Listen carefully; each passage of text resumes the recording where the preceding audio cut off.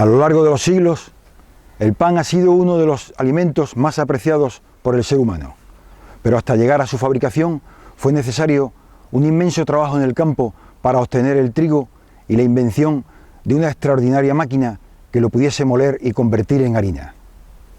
El documental que vamos a ver trata de todo este proceso, pero muy especialmente de la inmensa cantidad de molinos harineros que hubo en Santa Olalla, lo que nos demuestra la importancia que tuvo esta noble actividad en toda la zona.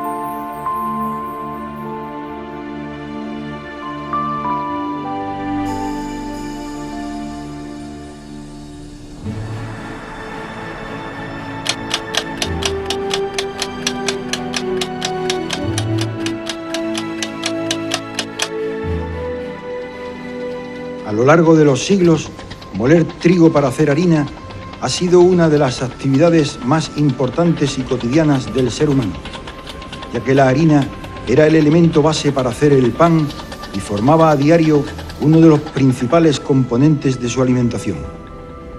Pero hasta conseguir hacer el pan, el proceso era largo y penoso.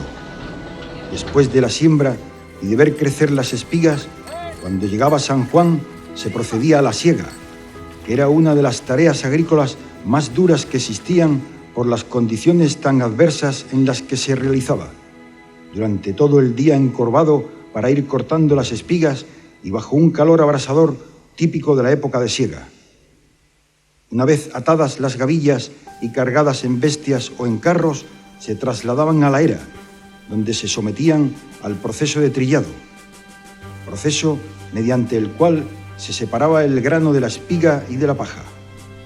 Para ello se utilizaba un trillo o plataforma de madera con piedras cortantes incrustadas que después de dar vueltas y vueltas en la era iban desgranando las espigas y cortando las cañas hasta convertirlas en paja. Concluida la trilla, había que separar el grano de la paja mediante el aventado.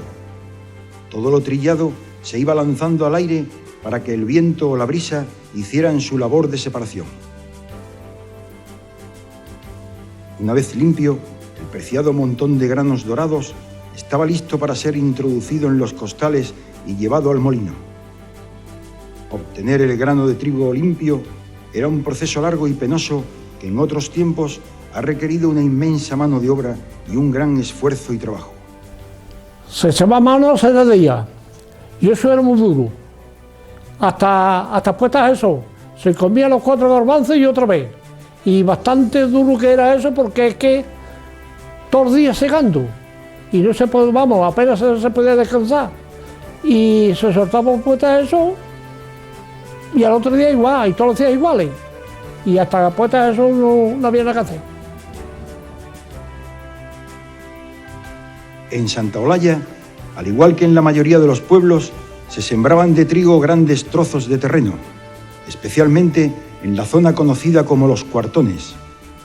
En estos terrenos de propiedad municipal vivieron multitud de familias que trabajaban la tierra y cuidaban ganado para ir saliendo adelante en unos años que fueron muy difíciles para gran parte de la población. Bueno, pues mira, nosotros estábamos en el Cuartón sembrando. Se sembraba ahora en noviembre, empezábamos a sembrar en noviembre y cuando ya se estaba, más tarde que ya nacía el trigo, se maquinaba. Con una máquina se maquinaba el trigo para quitarle las hierbas, las que se podía, vamos. Y luego ya pues se dejaba ya, la cebada se sembraba, se segaba antes, se segaba en mayo. A últimos mediados de mayo por ahí ya se empezaba a segar entonces en el Cuartón cebada. Y luego ya en junio, la semana de San Antonio, pues era la que se segaba el trigo. Se segaba el trigo ya se ponía hecho gavilla y carga, se cogían las bestias, se traían a la era. Y ya en la era, cuando ya estaba en la era, pues a trillar y esperar que hiciera viento para limpiar. Se limpiaba y se envasaba. Cuando había ya últimamente, pues se traían camiones. Primero se traían bestias, porque a lo primero que no había tantos camiones, pues se traían las bestias al pueblo. Y esa era la faena de eso, una faena que tenía, con menos el pan, pues había que ver el proceso que había que hacer primero. Moler el trigo para obtener la harina y poder fabricar el pan ha ocupado una gran parte del tiempo de la actividad humana, ya que en nuestra civilización el pan, junto al vino y al aceite, han sido durante siglos la salvación alimenticia del pueblo. A lo largo de la historia, el pan ha tenido tanta importancia que Napoleón creó en su ejército el cuerpo de panaderos, encargado de suministrar diariamente la ración de pan a cada soldado. Este cuerpo de panaderos fue copiado posteriormente por otros ejércitos europeos. Según nos cuentan algunas personas ya mayores, en épocas de gran escasez de alimentos o de hambrunas, como fueron los años 40 después de terminada la guerra civil, como faltaba el trigo, se molían las bellotas.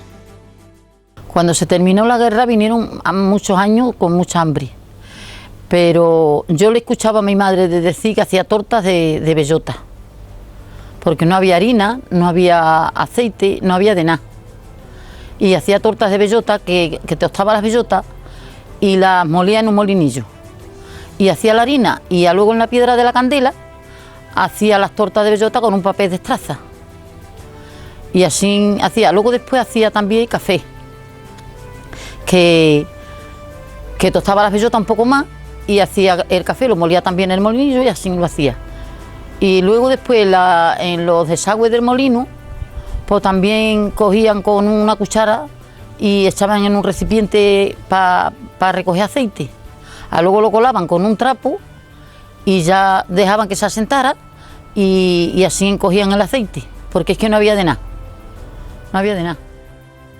Pues nosotros cuando en el 45 había un hambre espantosa. Hambre que venían unas pastillas por el tren que venían, unas pastillas de higo, y era lo que había. Y una poca harina de cebada que nuestras madres en casa pues las hacían como podían, un hornillo que hacían que tenían de hecho de barro, de ladrillo y barro, y hacían como unas tortas, porque la harina de cebada no une bien como la harina de trigo. Y eso es lo que nos comíamos, porque el hambre es que era más grande que lo que había. Desde la más remota antigüedad se han empleado multitud de artilugios para poder moler el grano y obtener la harina. Artilugios que lo hacían con un gran esfuerzo, obteniendo solo a cambio pequeñas cantidades de molienda. La mayoría de las veces lo justo para abastecer las necesidades de una familia. Ese es el caso del mortero y el pilón, que todavía se emplean en el llamado tercer mundo. Pero cuando la población creció y la demanda de harina se hizo mayor, se aumentaron los tamaños de las piedras para moler, lo que provocó la necesidad de mucha más fuerza para hacerlas girar. A este nuevo tipo de molinos se les llamó molinos de sangre, y en ellos generalmente la fuerza para mover la piedra la ponían las bestias o los esclavos. La Biblia, en el Antiguo Testamento, nos cuenta que Sansón estuvo encadenado durante varios años a una piedra de molino. Ahora es cuando comprendemos que su encadenamiento fue para trabajar y hacerla girar. No es hasta finales del Imperio Romano, hace unos 2000 años, cuando aparece un nuevo método mucho más ingenioso para moler harina en grandes cantidades, ya que la pesada piedra se movía aprovechando la inmensa fuerza del agua. Agua y molino, cereal y piedra conforman una perfecta combinación que explica muy bien la forma de vida de un tiempo y un espacio que existió en épocas pasadas. El sistema para moler era sencillo, pero muy complejo a la vez, ya que hacer girar una piedra que pesaba varias toneladas no era una labor nada despreciable. Sin embargo, los constructores de estos molinos habían llegado a tal grado de perfección que toda la maquinaria funcionaba como un auténtico reloj. En el término de Santa Olalla hemos podido localizar y visitar 15 viejos molinos harineros, lo que demuestra la importancia que tuvo esta noble actividad en nuestra localidad. De estos 15 molinos localizados, 5 son molinos de corriente y se construyeron entre los siglos XIV y XV a lo largo de la ribera del Cala. Los otros 10 molinos restantes son de cubo y se construyeron en los diferentes barrancos por los que corría agua, aprovechando los múltiples veneros que ofrecía la sierra. El molino de corriente era el modelo más barato de construir y se levantaba en la orilla de la corriente de ríos y riberas que mantenían un gran caudal de agua.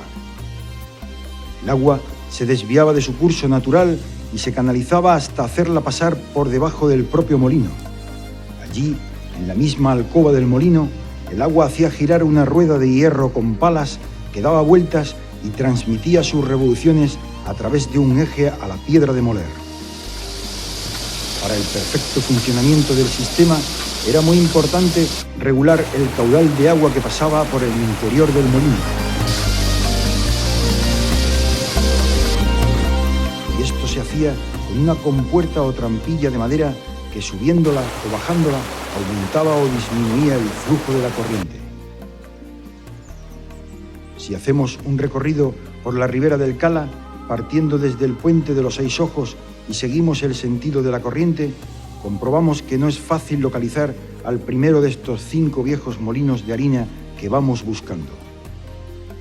Se trata del Molino de la Unión. De lo que fue, solo quedan algunos restos tapados por la maleza. La mayoría de sus piedras fueron utilizadas antiguamente para las paredes de los alrededores y el canal de recogida del agua prácticamente ha desaparecido. El tiempo ha hecho desaparecer la mayoría del edificio, quedando solo en pie pequeños restos que se confunden con el paisaje.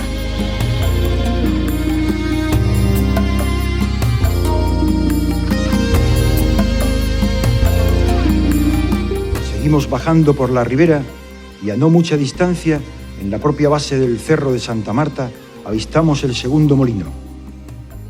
Se trata del Molino de la Serafina. Este molino, en el año 1622, fue propiedad del presbítero y licenciado Esteban Alonso de Escobar, vecino de la villa de Santa Olalla, y que al fallecer deja como usufructuarias de dicho molino a sus hermanas María e Inés de Escobar. En el archivo diocesano de Huelva se encuentra este documento y testamento, en el que, entre otras cosas, se valora el molino de harina en 300 ducados. Una auténtica fortuna en aquella época. Bordeamos el Cerro de Santa Marta y continuamos nuestro recorrido por la ribera. En el margen izquierdo, en la parte del Real de la Jara, nos encontramos el tercer molino. Es el Molino del Centenillo. Comprobamos que solo quedan las paredes de los distintos habitáculos que lo componían, al igual que ocurre con todos estos viejos molinos. Se conserva en muy buen estado el túnel de entrada del agua, en forma de embudo para darle más fuerza a la corriente. Seguimos disfrutando del paseo por este paraje natural que es la ribera y poco antes de llegar al puente del Real de la Jara, en el margen derecho, nos encontramos con el Molino de las Cabezas, que fue propiedad durante muchos años de Santiago Álvarez. En él se encuentra todavía, a pesar del paso del tiempo, el rodezno o rueda de hierro con palas sobre la que incidía directamente el agua haciéndola girar y la muela de granito que trituraba el grano. El 30 de junio de 1941, todos los molinos harineros hidráulicos fueron cerrados y precintados por un decreto que así lo ordenaba. Sin embargo, este molino, como algunos otros, siguió funcionando de forma clandestina hasta 1945, fecha en la que definitivamente cerró, parece ser a consecuencia de un accidente que acabó en tragedia. Pablo Rodríguez aún recuerda cuando de joven venía con una bestia cargada de trigo a este molino para convertirlo en harina.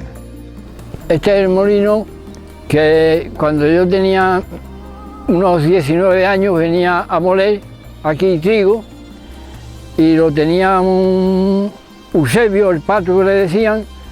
Estaba trabajando con el motorista, era un tal Fatiga, y eran dos, Javier, que también estaba lo tenía a medias con Eusebio, y yo vine aquí a poner varias veces a este molino, sobre el año 44 o el 45, por ahí, no recuerdo fijo la fecha que era.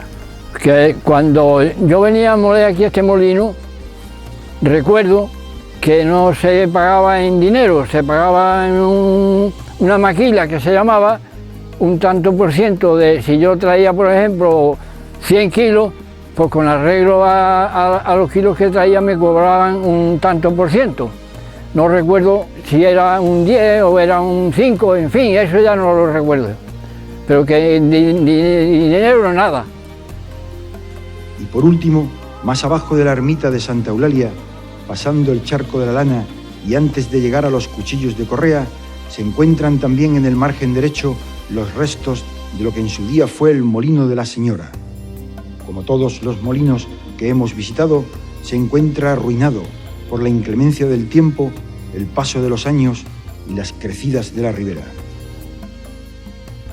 Aquí, a este molino, venían a moler tanto la gente de Santa Eulalia, que bajaban por el Valle Muchacho, como la gente del Real de la Jara, que lo hacían por el camino que actualmente utilizan ellos para hacer su romería.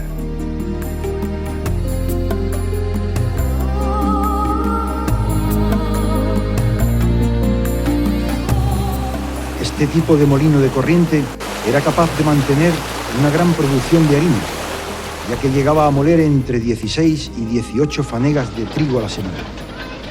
Pero al mismo tiempo presentaba un gran inconveniente, y es que al estar construido en la orilla misma de la ribera, fácilmente se inundaba con las grandes crecidas de agua, obligando a dejar de trabajar durante largas semanas a la espera de que el nivel de agua descendiera y se pudiese limpiar y acondicionar de nuevo para reanudar la molienda.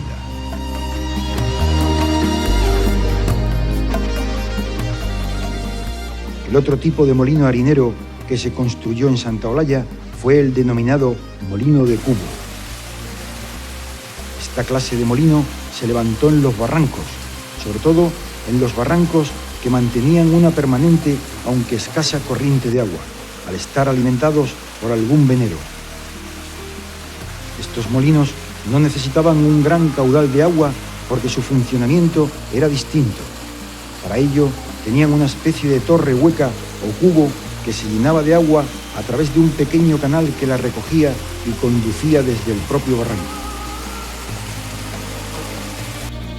Junto a la carretera de Zufre, aquí, en la finca de los Marques, se encuentra un molino muy antiguo, que está totalmente derruido. Es muy significativo que esté situado muy cerca del conocido como Charco de la Molineta.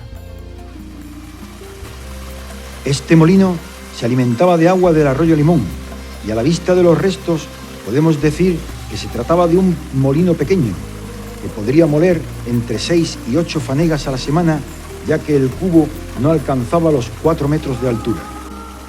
Es uno de los molinos que más deteriorado está de todos los que hemos localizado. Ha perdido gran parte de las estancias principales y solo queda a la vista las ruinas de una parte del cubo y unos 50 metros del canal de recogida de agua. Por su ruinoso estado, calculamos que debe llevar más de 200 años sin funcionar.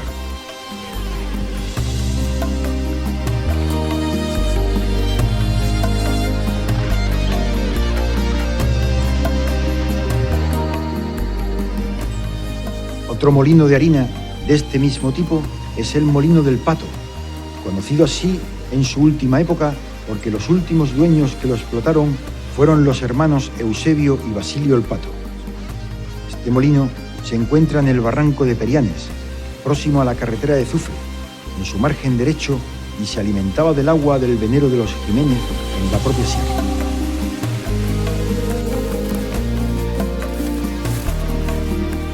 En él se puede apreciar con gran claridad el canal de recogida de agua que tiene más de 100 metros, así como la gran altura del cubo que sobrepasa los 10 metros. La sala de molienda, por el contrario, se encuentra derruida por completo. Algunos molinos, especialmente los que se encontraban en barrancos de escaso caudal, tenían un segundo cubo de almacenamiento de agua y este es uno de ellos.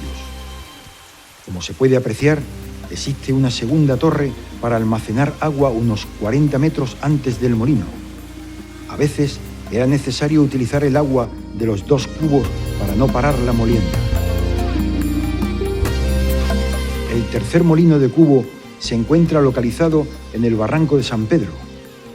De este molino, como la mayoría, solo queda el esqueleto de lo que fue. Es uno de los más alejados del pueblo.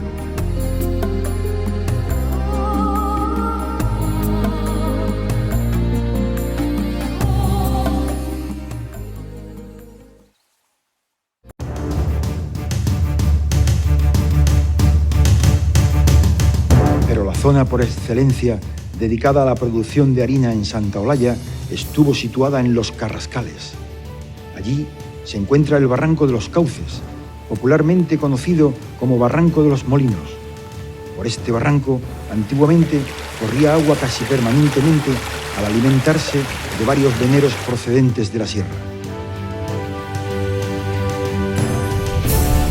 Aquí, junto al camino de los Carrascales, se encuentra el venero de los Cebollares. Antiguamente por aquí siempre corría agua que regaba las huertas y alimentaba a los molinos de harina. En la actualidad se encuentra prácticamente seco, especialmente desde que el pueblo ha empezado a utilizar el agua de la sierra.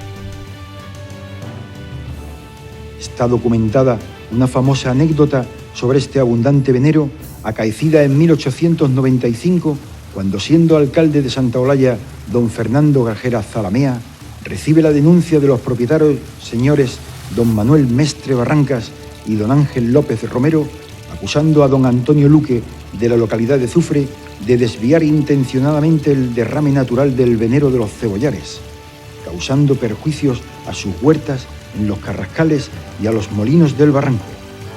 El alcalde, después de confirmar que se había desviado el agua, obligó al acusado a restablecer el normal y natural derrame de agua de este importante venero.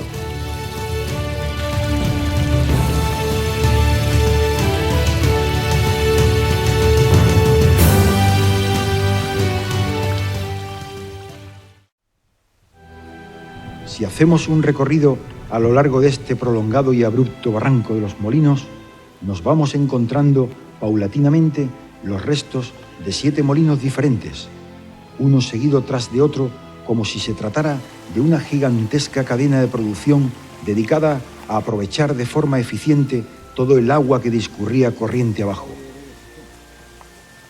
Cada uno de estos molinos tenía su propio nombre con el que la gente de la época los identificaba, pero que con el paso del tiempo sus nombres se han ido olvidando y solo conocemos el nombre de alguno de ellos, que son los que aparecen en un mapa de 1897 elaborado por el Instituto Geográfico y Estadístico de la provincia de Huelva. Gracias a este documento sabemos que uno de ellos se llamó Molino del Valle, otro es el Molino de Lorenzo y hay un tercero al que se le conocía como Molino de Comino.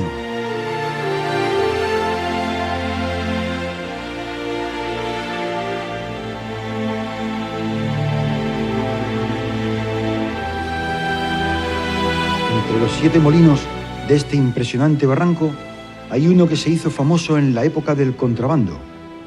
Los contrabandistas lo llamaban el Molino del Puente, porque junto a él hay un pequeño puente medieval que, a pesar de los siglos y de las arremetidas del agua, se conserva todavía bastante fuerte y robusto. Este molino, fácilmente identificable entre el resto, fue utilizado por los contrabandistas para esconder sus mercancías. El contrabando se metía en el cubo del molino y se tapaba con unas ramas. Era un sitio seguro a la espera de poder continuar con la mercancía cuando el camino estuviese despejado.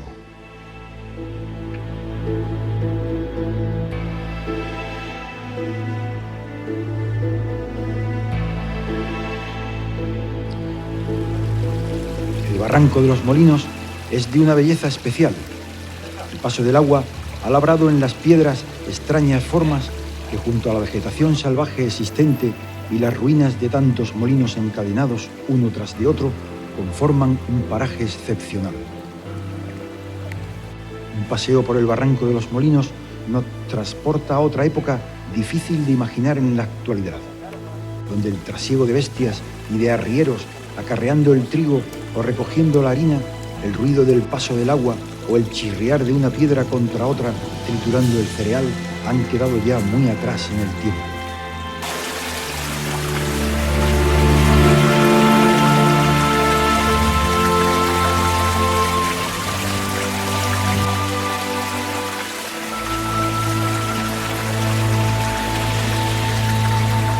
Entre los restos de tanto molino y caída en medio del barranco, podemos observar una de las piedras de moler que a saber los siglos que habrá estado girando.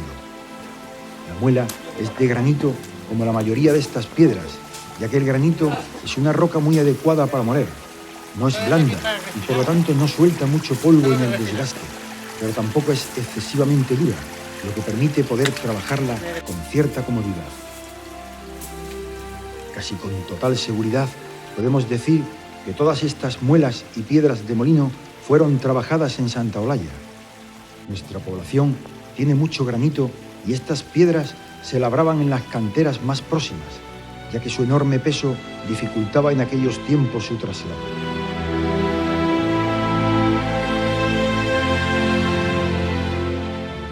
Faustina Muñoz conserva una vieja escritura de propiedad donde se encuentran dos de estos molinos. Está a nombre de Luciano Muñoz Rincón y en ella se señalan claramente los días de la semana y las horas en las que podían compartir el caudal de agua del manantial de los Cebollares con las huertas y resto de molinos. En la escritura se puede leer textualmente: Esta finca tiene derecho a disfrutar la mitad del agua del venero de los Cebollares, los sábados de cada semana desde las 6 a las 12 de la mañana, en el tiempo comprendido entre el 1 de abril y el 15 de junio, y del 1 al 31 de octubre de cada año, y los domingos, martes y viernes de todas las semanas anteriores desde las 6 de la mañana a las 6 de la tarde. Los molinos harineros eran rentables y por aquellos años se popularizó un dicho que corría por toda la sociedad y que decía: si te haces molinero, verás como en pocos años te haces con dinero.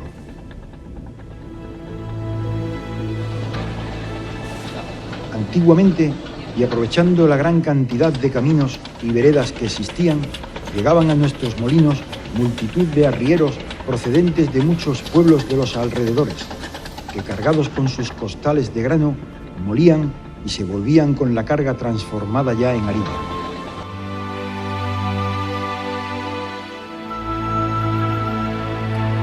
En los años 20 se instalan dos molinos eléctricos en Santa Olalla. El primero en la calle España, a la altura del actual número 34, que fue propiedad de Javier Álvarez y que junto a Fatiga estuvieron muchos años moliendo. El segundo molino eléctrico de harina estuvo situado en las cercanías de la iglesia de la Asunción. A los pies de la iglesia de Nuestra Señora de la Asunción y justo detrás del matadero, nos encontramos todavía hoy con uno de los dos molinos eléctricos que existió en Santa Olalla. Este concretamente fue propiedad de Andrés Vázquez. Ese callejón que había ahí salía a la iglesia, a la cuesta esa que llevamos ahora para arriba para la iglesia, y lo taparon para poner molino. Taparon eso para hacer el molino que hicieron. Como ya teníamos el trigo en casa, pues se llevaba ahí, se molía, y luego nos traíamos la harina. Y en unos hornillos que había chicos en casa, pues ahí se recogía el pan. Le amosaban a nuestras madres el pan, la harina, y ahí se hacía el pan. De estos dos molinos no quedan prácticamente restos ninguno y a pesar de ser recientes en el tiempo, su recuerdo ya solo está en la memoria de algunas personas mayores de Santa Olalla.